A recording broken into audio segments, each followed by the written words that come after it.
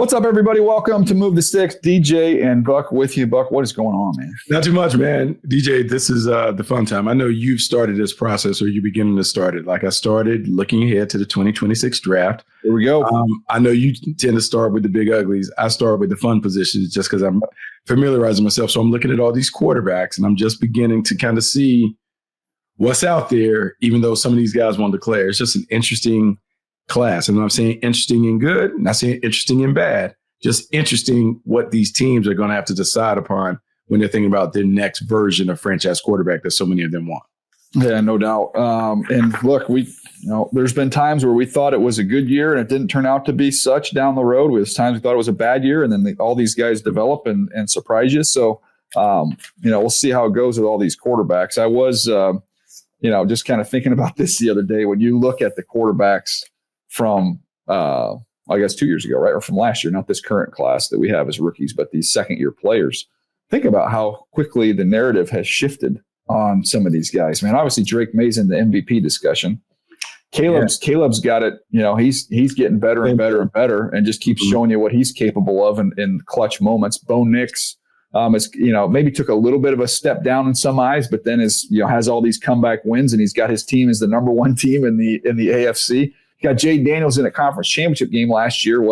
He hasn't been healthy, and that whole team went from right on the cusp of a Super Bowl to looking like they're pretty far away at this point in time. And JJ McCarthy, we hadn't seen, he gets out there and it hasn't been great. And then Penix, I think that stat was something like in his last 8 years of football, he's had a season-ending injury in 5 of them, if I remember correctly. That's a lot. It changes quick, man. It changes quick, but you know what also it brings me back to is some of those truisms that we learned very, very early in scouting. Yeah. And as much as we try and run away from those things kind of come back to the forefront when we talk about time on task. So we value quarterbacks with a lot of starts. So that'll bring in Bo Nix and Jaden Daniels and that stuff. You talk about the prototypes and the traits that you look for. So that gives you Drake May in terms of what he's able to do when he looks the part. And it wasn't so great at Carolina, but the traits are the traits.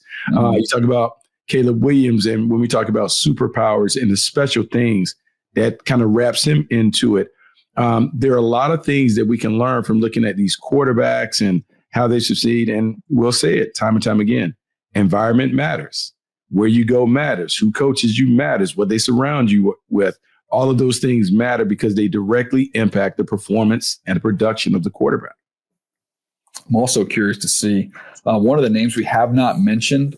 We're talking about all these college gigs and everything. I've never seen Cliff Kingsbury's name pop up. Yeah. I mean, has he put out there I'm good on that? I never want to. Yeah, maybe he has. He's an NFL guy and likes that life better. But I'm just thinking of the continuity with these guys. The exciting thing to me with New England and with Chicago, both playing great, right? Drake's playing great. Caleb's playing really well. This is year one with this kind of thing getting ready to launch with these coordinators. They can be able to stack upon it. They can be able to look at all the games and say, great, man, that was algebra 1. And then we can go to algebra 2. We can move on to some other things. Now that we've had a full off season to reset, clean up those things we learned from that first year. Now here's where we need to get to in year 2. You like that. And that is the argument that some will make for offensive-minded guys, continuity on that side of the ball when you have a young quarterback and those things. And even though those guys we talk about are not necessarily like the head coach Ben Johnson is, but in New England, you got Josh McDaniels, who's going to be there because he's already been there. But there is something to some of the continuity that you want on that side of the ball. But, man, it's a far-ranging discussion when it comes to head coaches, candidates, and what you want as the ultimate leader of the team. The best combination is if you can get a head coach who specifies on one side of the ball, and then the other side of the ball, you get someone who's had head coaching opportunities and maybe it didn't go well. So I think of Steve Spagnuolo. That has allowed the Kansas City Chiefs to have the same offensive voice in Andy Reid, no matter what coordinators leave. He's the offensive voice, and the same defensive voice in Spags, because people are it didn't work out as a head coach. He's not going to be a head coach, and maybe that changes. But that's been a long run of continuity. If you think about Vrabel, obviously, it can be that defensive side of the ball mind and stalwart. And then McDaniels, who hasn't worked as a head coach a couple times, you're thinking, okay, he's probably not going to get another shot anytime soon. So both those voices are going to stay the same. And then in Chicago, you got the same thing. You got Dennis Allen, who's been a head coach, didn't necessarily, it went okay, right. But I don't know how much. He's got two bites at the apple. It's over. Yeah, I don't know if he's going to get another one. And you got Ben Johnson running the offense. So to me, like around these young quarterbacks, to have the overall complete staff continuity that you have, man, that's huge. Man, I think it's really important. Same with Denver. Denver's in the same spot. Well, yeah, and you have another head coach who has been there in Vance Joseph. He's been a head coach before. He's a defense coordinator. We'll see if he has another opportunity to do it. But then you have Sean Payton, who is ultimately the play caller. But, man, you can keep changing the coordinator up under him. But ultimately, the guy that sets the course is Sean Payton. And they're able to do it and do it a variety of different ways. I do like that. It's going to be interesting when we get to the hiring cycle in terms of what people are looking for. And let's be honest, DJ, the names – you have some names that pop right away. Like Jesse Mentor is going to be a guy that people talk about. There can be some other young guys that people talk about. But then where do you go? Particularly depending on how many jobs open up. Do you go and get the experienced guys who are maybe on their second or third opportunity? Is there a young guy that you favor that can be a leader of men type? All of those things are out there. And it's just going to be such a fascinating discussion to see how it kind of how it spins when the music ends. Who fills up the dance card.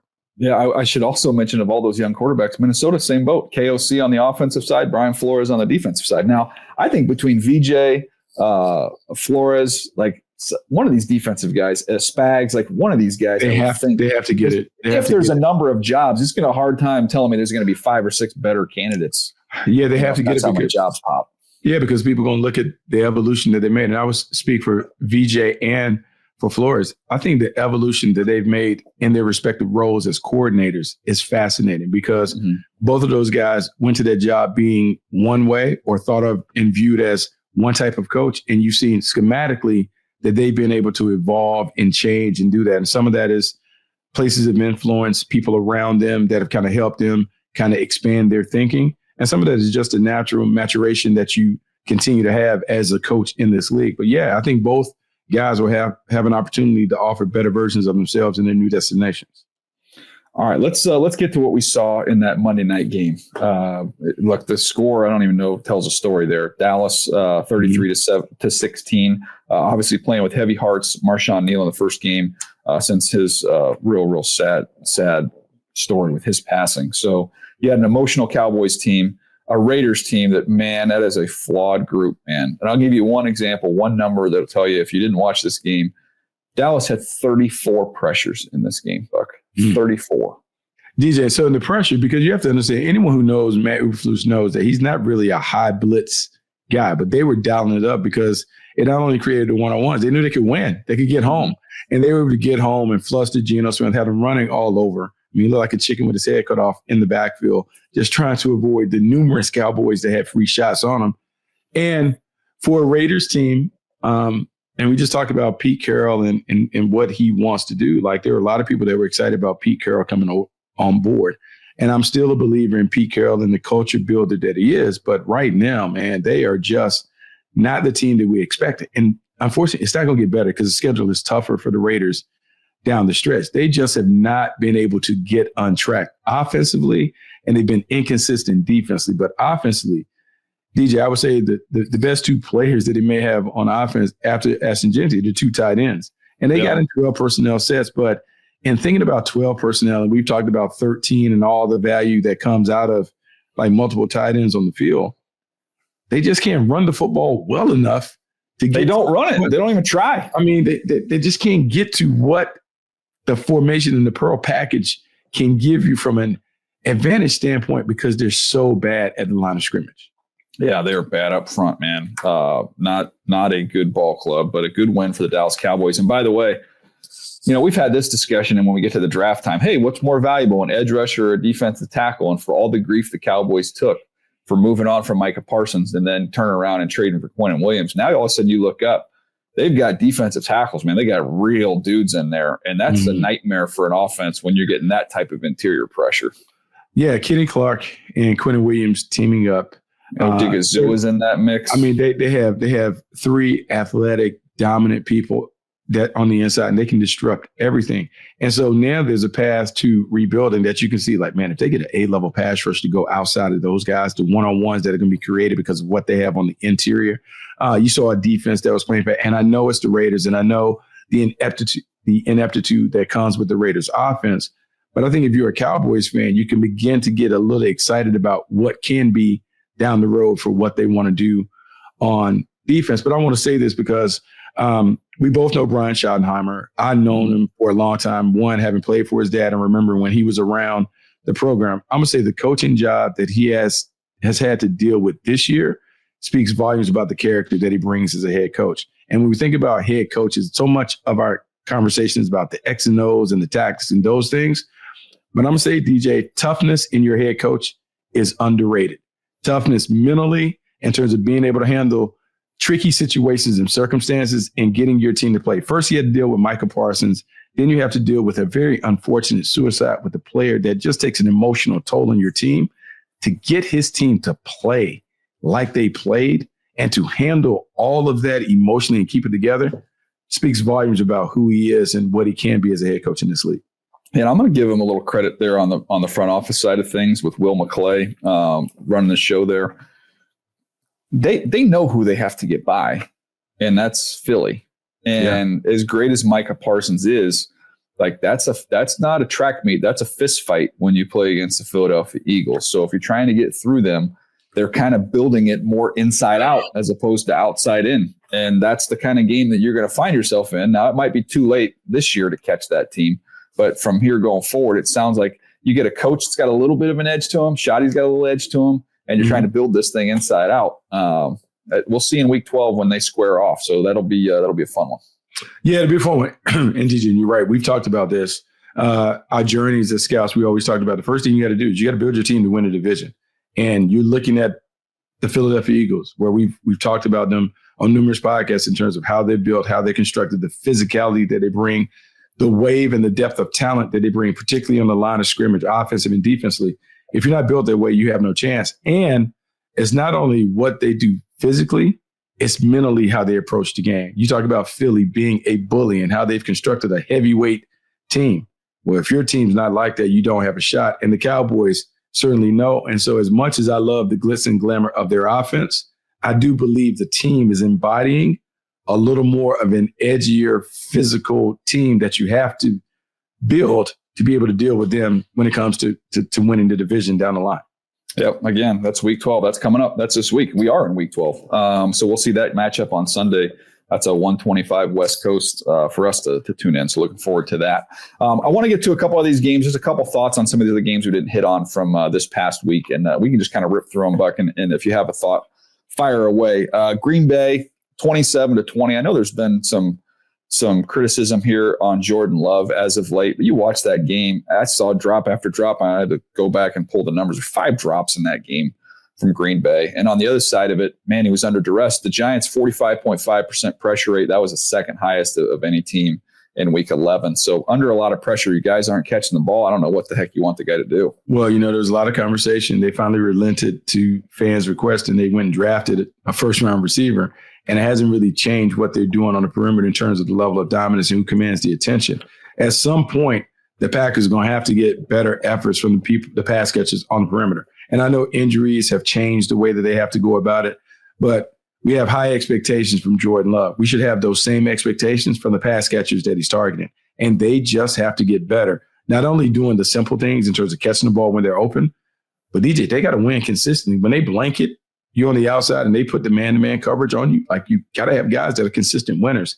They're not getting the consistency on the perimeter that they need to be able to be successful when it comes to their aerial circus. Yeah, there was no blood on his hands, when you think about their first-round pick. But, man, everybody else dropping the ball. He's not getting any opportunities. I wish they would try and give him some more chances to get down the field, but Golden hasn't really got much.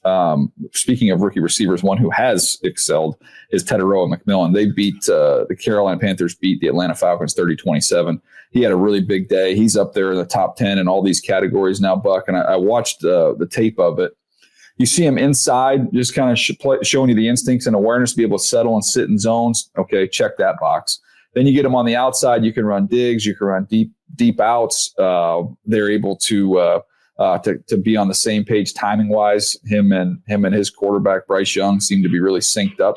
And then even the awareness on a broken play, and be able to adjust when Bryce is able to buy a little time. Pretty complete performance. And I'm not saying he's AJ Green, but that was the hope of like what he could be. What you're looking for from a player with that frame and kind of silky smooth kind of movement. And you squint, you could see it. You can see some AJ Green to the way he's been playing. Yeah, and here's the problem, particularly on our side when it comes to the draft process. Too much time. Too many conversations on TV where you're always looking to change, not your opinion, but the way that you present your opinion. And then little things come up along the way and then you kind of alter it. Ted McMillan T-Mac is what he's always been. He is a jump ball specialist. He's a guy who expands the strike zone for the quarterback. And you can see the natural number one receiver traits that he brings to the table. And even though Bryce Young has been inconsistent from the pocket, T-Mac has been the guy that has kind of stabilized their passing game. And as he continues to grow in his development as a route runner, as a playmaker, and as they build things designed to really give him more opportunities, he's going to be a dominant player on the perimeter. Now, I'll say this because they've tried multiple times to find someone on the other side to stockpile. They need other guys to kind of elevate that passing game. But there's no doubt in my mind, he is a number one all day. Yeah, I'm going to push back on just one thing that you said there. And I think this happens a lot with the draft because it's what we do. And people will say, oh, you got that wrong. How can you do that? And like, no, I'm not making anything up. Like there was times where he was not fully engaged. There were times where I questioned some of the commitment on a down in and down out basis. He's not like the most super sudden player like that. That's not, well, we just made it up. Like that's what you saw. Like there's all the good stuff. There's the body control. There's the catch radius. There's the instincts. So what happens when these guys get to the next level, Buck? They either maximize their strength and eliminate their weakness, or the weakness gets them and their strengths are diminished. That's where the guesswork comes in. But I'm not, I always just, when people say like, oh, you guys made all this stuff up about it, I'm like, no, I didn't. I'm just telling you exactly. I saw all the good and there is some little bad. That's with every single player that comes into the draft. Now it's whether they lean into the good and eliminate the bad. And to his credit, hats off, man. He's done it completely. He certainly has done it. And I wasn't trying to make it where it's one of those things where you go back, like the report is the report. And we only can do what we know, what we hear, what we see on a player. The thing that we can't do is we can't necessarily say, hey, he's going to get it or whatever. We can say, well, we hope that he can get it. If he does these things, this is what he could be. Or these are the things that could be the kryptonite that prevents him from realizing his potential. To his credit, he's been great there. He has been what they needed. He's exactly the number one that this team needed for this quarterback. And we'll see how it continues to develop. But look, man, it's funny because DJ, the 2026 class has a lot of wide receivers that are going to fall into that first round, second round category that we're going to have to make decisions and determinations on when we're projecting. Is this guy going to be a true number one, or are they in the number two camp? The wide receiver position, I believe, is hard projecting from college to pro. I think it's the most difficult one to deal with now because there's so much subjectivity when it comes to what teams want in a number one and a number two receiver. Yeah, and I think that's also just kind of the role where you go in. Like he went into that group in Carolina and he was the man from Jump Street. Like Xavier Legette wasn't going to be that guy. So he took over to be that number one guy, and they've built a good chunk of the offense around him, and he's been awesome. But I mean, it's not like, and I'm just kind of going back through and looking at notes, like he's been awesome. Ibuka has been outstanding. I mean, it could be the favorite to be the rookie of the year if he hadn't missed any time, but he's been dynamic. The one that they got to figure out what they're doing, and he's got to play better and get more opportunities. Matthew Golden. I mean, he's the one of those top three guys that so far just hadn't got anything. So I'm going back through my notes on him, and I'm seeing, okay, he's polished, he's got instincts, he's tough, he's strong, he stays grounded through the catch, he can break tackles, he can make you miss, out in space. They haven't, and that's. Look, that goes a little bit both ways. Okay, there's areas he needs to improve and be more reliable and dependable. There's also, they got to figure out a way to get the ball in his hands and let him do what he does best, which is run with it. So it's just interesting looking at those receivers and where they are at this point in time. Yeah, it's hard, man. And I've had conversations with scouts who say this, like, man, wide receivers are so tough to project because even though you have a first round grade on somebody and a 7th round grade on another person, the transition into the league is so unique and different for everybody. Like coming from where you come from, the system that you played in, how they learn, the play calls, all that stuff can hinder the progress of someone who has first round talent, given their traits. And then you have someone else who is a later round pick who doesn't have the traits, but they played in a system that is better prepared them for what they're going to be asked to do as a pro. So subjective. Environment really, really matters. And it's one of the things that provides the guesswork, the guessing game that we play as evaluators. Yeah. I mean, I'll give you one other example. Like this is where you're always making a little bit of that guess. Okay, are we going to get which version are we going to get here? When we took a Lodinata when I was in Baltimore, and there were some plays he took off, and he's a big guy, 340 plus pounds. And some people thought, oh, they questioned his desire and commitment. We're like, okay, the more we dug and the more we learned, we're like, okay, he's playing on special teams, playing all these snaps. Like, this is a reason why this guy is not giving max effort on every single play. And that was never an issue for him in the NFL. So, look, that's why you look at Teteroa McMillan. In hindsight, all the good should have diminished the concern about maybe a loaf here or there on the backside of routes. But yeah, I haven't seen that in any of his tape thus far.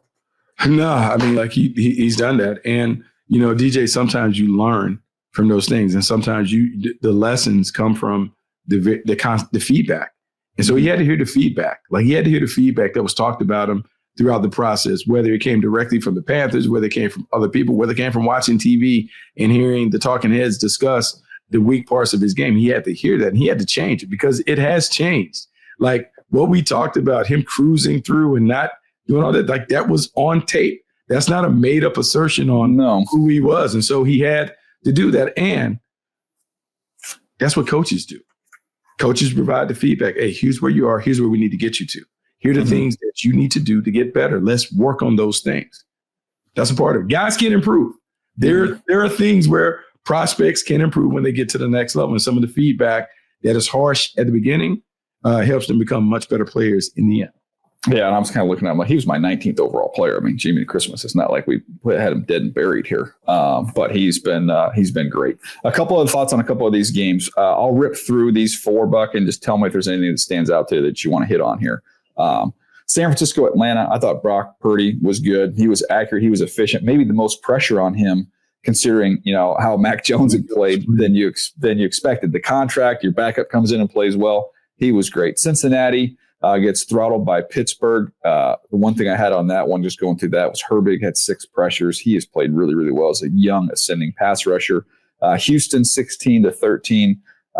Daniil Hunter, I think maybe the most underappreciated great player in this league. I mean, 4 more pressures for him. He looks so much like Max Crosby with what he does and has all this production. I just feel like we kind of forget about him at times. And then Miami, touched on this previously in our conversations, but man, just a lot of eye candy in the run game, pin and pull. You see him pulling 3 guys, misdirection, like just kind of one of those days where Mike McDaniel got in his bag a little bit with the run game. Yeah, he got in his bag. And it's funny, man, like of late, like his back has been against the wall. People have talked about him being on the hot seat and those things. And he has delivered some of his best coaching the last few weeks. They are playing hard. They haven't given up on him. You can see it in the effort with which they've been playing. And look, they knocked off a really good team in Buffalo. They come back and get Washington overseas. That is a big win for the Miami Dolphins. Going back to Daniil Hunter, I just got to tell you, DJ, because I don't know if the last time you saw him up close and personal.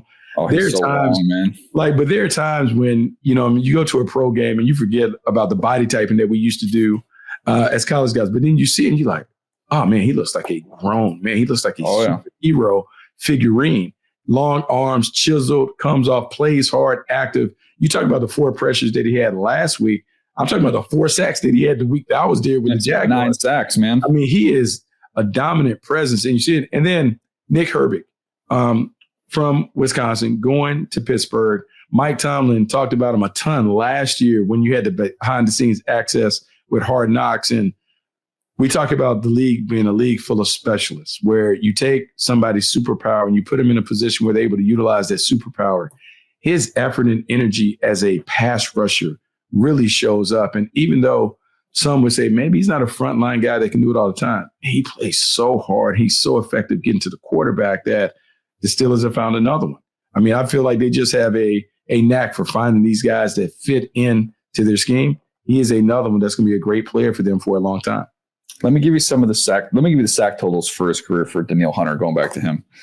First year, 6, then 12.5, then 7, 14.5, 14.5, 6, 10.5, 16.5, 12. He's already got 9 through 10 games this year. He's got 108.5 career sacks. Like, just put it in perspective. Jared Allen, Hall of Famer, had 136, played for a long time. Danielle Hunter's 31, Buck. He's only 31 years old. And here's the thing, DJ, you remember the big question coming out. He didn't have production in college. No. He didn't have any production, like limited or whatever. But then, like a lot of people will beat guys up on, well, why do you guys care so much about traits and arm length and those things? Because if the traits match the teaching and the technique, it can come and it can create a terror. And he has become that in the league. It is so hard to get to 100 sacks as a pass rusher in this league. The number of times that he has hit double-digit totals as an edge rusher, it just speaks to his dominance. He is a dominant playmaker, and he should be a Hall of Famer. He's on track. When you have him and Will Anderson, they have just done a really good job. But yeah, Danielle Hunter, hats off to him for the career that he's had. I was just pulling up some other Hall of Famers, like DeMarcus Ware.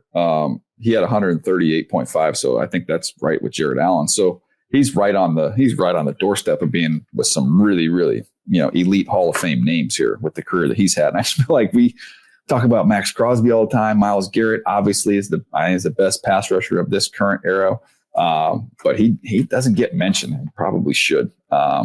Anything else you want to get to before we get out of here, Buck? No, man, it's a fun week. It's a fun time. Like, I love doing this. I love beginning to cast our eyes to like the draft and those things. Yeah. As we get closer to the end of the regular season, we'll do more of that. But no, man, I just love looking at players and looking where this league is, because so much of it is about the great players dominating and beginning to impose their will. And as we're getting into these late stages, this is where the cream rises to the top, and we're beginning to see that. No question. Well, we can have the quarterback discussion next week. That's next up on my list here to get these draftable quarterbacks done. So we'll get to that next week on the pod. We appreciate you guys hanging with us. We'll see you next time right here on Move the Sticks.